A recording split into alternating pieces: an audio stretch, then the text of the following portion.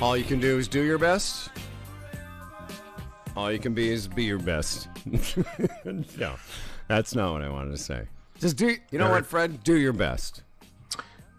Well, that's all you can do. I mean, we just get up each day and check another one off the calendar and hope this thing is over sooner than later, Howard. All right, Phil, why don't you try your best and do your best?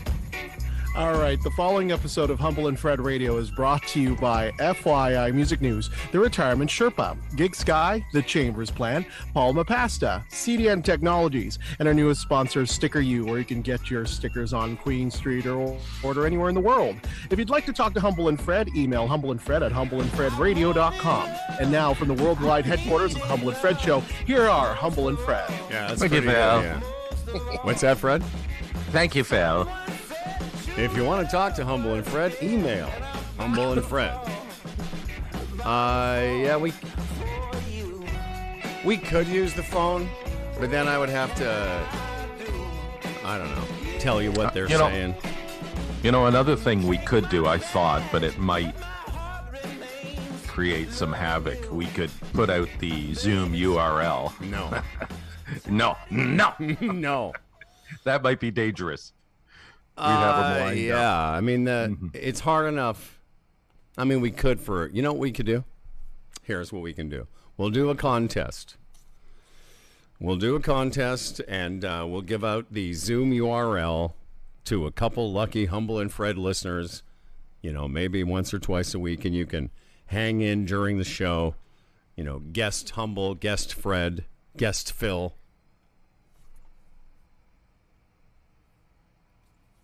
Yeah, we could do that. Where'd you guys go? What do you mean? No, because I turned away to look at something, and all of a sudden there was a big pause. I thought, oh no, the screen is frozen. Oh no, I was looking, actually, I was popping back and forth between screens too, because I sent you a couple of emails, but there was one that suggested people sending in their version of the Dan Duran weather song. Yeah, I love this. Did you see that one? Yeah, I think it's a great idea. And but I didn't include that in the emails that I sent you, and I just remembered now when you talked about that contest that people could do that. Obviously, everybody has the means to do that now. So you record your own Dan Duran weather song and send it to us, and we can play the various ones. For sure. In fact, maybe we'll start with that today, because we're going to get to Dan Duran soon. We're going to get to all the daily coronavirus updates and what are people doing and what is the government doing and what are we doing. But I'm going to play, Phil, I don't know if you won't be able to hear it, but I'm going to play the Hi Guys, and then you do your thing. So here we go. Hi, guys. It's playing now. Hello, people. There you go.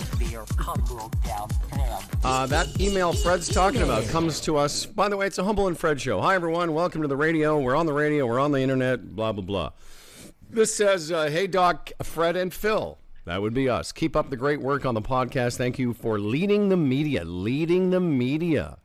on how to deliver a show remotely. That sounds impressive. I like it. Is that, Phil, is that what we're doing? Excellent. Well, we have been doing it. Phil, put that into the intro. And now here are two men who have been leading the media.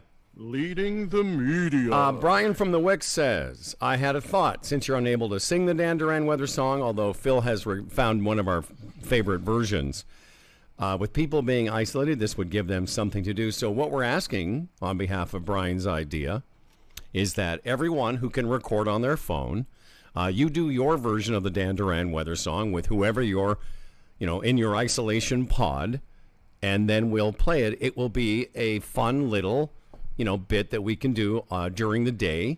And you know who will love it the best? Say that again? Do you know who will love this bit the best? Dan Duran. Obviously. So, thank you to Brian from the Wick. I'll play the theme again, Phil. You do your thing. Here's another email. Fred? Hi, guys. Here are people. This is from Bradley Hyder. Good morning, boys. Love the show. Loving it even more during these crazy times.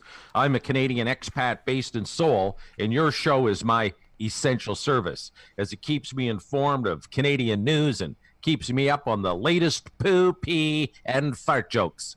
South Korea is getting through this, and so will Canada. Keep laughing. Bradley. He says, P.S. Fred, there is no time like Corona time to start watching The Wire. Yeah, I saw that. He's got a good point. I mean, Toronto Mike has been telling us for years that is the series we're all missing from our lives. Maybe now's the time. Here's one, Phil. Just go, hi, guys. Hey, Rafifa. This one's from Thomas Shitka. That's his name. He says, you know what, Fred? He's been emailing us, contacting us for almost the entire time we've been doing this podcast, nearly 10 years. You know, if he was ever kidnapped, they would say, who stole the Shitka? Yes, they would. Okay. What? You're in isolation, so I'm going to let that go. While you get immediate feedback on Twitch, he says, thanks for keeping the show going. There must be funny 820 and podcast listeners, so it got emotional, and podcast listeners who feel the same as us Twitch followers. Your fans really appreciate the added effort you're putting in to your labor of love. Please keep up the great work. Your devoted listener and Hundy P. P.S. Phil is an angel. Oh, thank you, Thomas. Phil is an angel. Who stole the Philly? There's another here. Yeah, hang on. Let me just get some of this thing again. Hi, guys. Phil. Hi, guys. Hi, guys. Michael Zanette. Just checking in with the boys after a long, long while. Had to hear the Humble and Fred voices during this quasi-apocalypse, like wearing an old pair of underwear. I always come back. When the hell did your podcast logo change to this pirate radio thing? Yeah. Can you notice I haven't listened in a while? Well, you're back. That's all. People come, people go, and we appreciate that. Good to hear the show this morning. Glad to know you two are doing well and still doing your thing. Regards, Michael. Yeah, very nice. Mm-hmm. Very nice. Thank you, Michael. Should we answer this question? When the hell did your podcast logo change to this pirate radio thing? Because it's out there on Twitter and it's on the website and what have you. Just a new little spin, subtle, Yeah. little change. We're trying to have fun, just like the next guy, you know. I don't have that screen open anymore. Is there any other emails that we need? Trying to think who else. Brad. Oh, here's one I wanted to mention. He says, "Hey Howard, it's Brad from Swing Thoughts." Brad Chillette is a big fan of the Humble and Fred show and my weekly golf podcast called Swing Thoughts. He said, "Love listening to Fred and you during these weird times. Been tuning in from Facebook Live and was wondering if you could play some of the old sound bites from you guys." Excuse me. Hebrew Fred is my favorite. They all made me laugh so much. Thanks so much for all the laughs. Brad. What was that Hebrew Fred? What was that? I don't know. It's I called it Hebrew Fred because it's you kind of babbling or something. I really don't know. I'll have to find it. Is that from the olden days or? No, it's from these olden days. Oh yeah. Like a couple of years ago. Okay, you guys. I'll tell you what. For now, Fred, you'll be able to hear this when you listen back to the show. But Okay. I found the clip he's talking about. Here's Fred speaking Hebrew.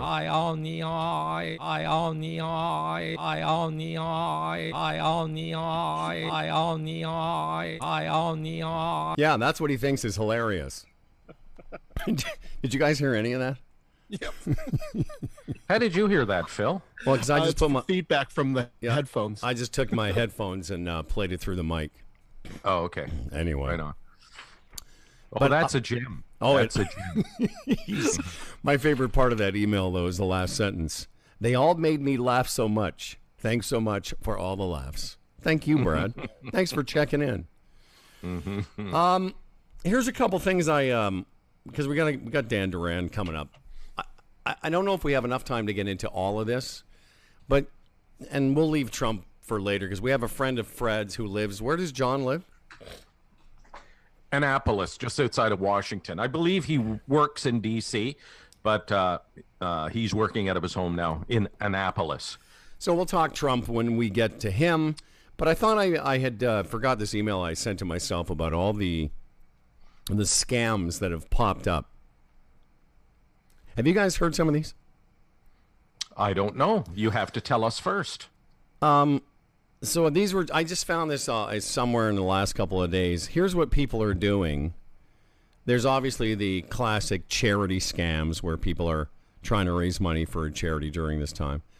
But these are some really horrible, horrible people. There are people that they claim to know where the hot spots are. So they'll, they will scam you into telling you where and where not to go. These are mostly American. There's another one, Phil. I don't know how this works, but it's a phone lock app. So they lock your phone somehow, and then they ask you for a ransom to unlock sort of like it. When they do it to your computer, right? I guess. They can lock your computer. There's people calling older people in the States saying they're taking reservations for a vaccine. There Nice. are, these are really the best. Again, I said this a few weeks ago. If you ever really want to know what human beings are like, this is what they're like. There's people that are doing a phony website with medical supplies they don't have. There are obviously tons of investment scams. And there are people pretending to be doctors, claiming to be. This is the one that I just don't know how you would ever get to this point in your life where you could pretend to be a doctor, and what you do is you call older people, or any people, I guess, claiming to be treating a relative who's got the virus, and saying that they won't be able to give them any medicine unless you give them some money. Very, very nice. Yeah, these people, can you imagine that we get to a world crisis like this, and that's the first thing that comes to your mind? Yeah. How do I make money off this? Because there's that level too, where people hoard stuff and then sell it at an increased price. I mean, that's disgusting to begin with. But then beyond that, to actually cheat people out of their money in time. Well, you don't want to do that at any time, but it's just, who are these people? They get up in the morning and they eat breakfast and they maybe have families, and deep down they're just horrible, horrible people. And the world has a lot of them. Well, and you think about it, if you're a criminal, you're somebody who's got criminal intent, that at some point when all of this started to sink in, let's say somewhere in the last 3 or 4 weeks, that you went, oh, I know what we can do now. We'll call people and tell them we're a doctor treating one of their family members. Mm-hmm.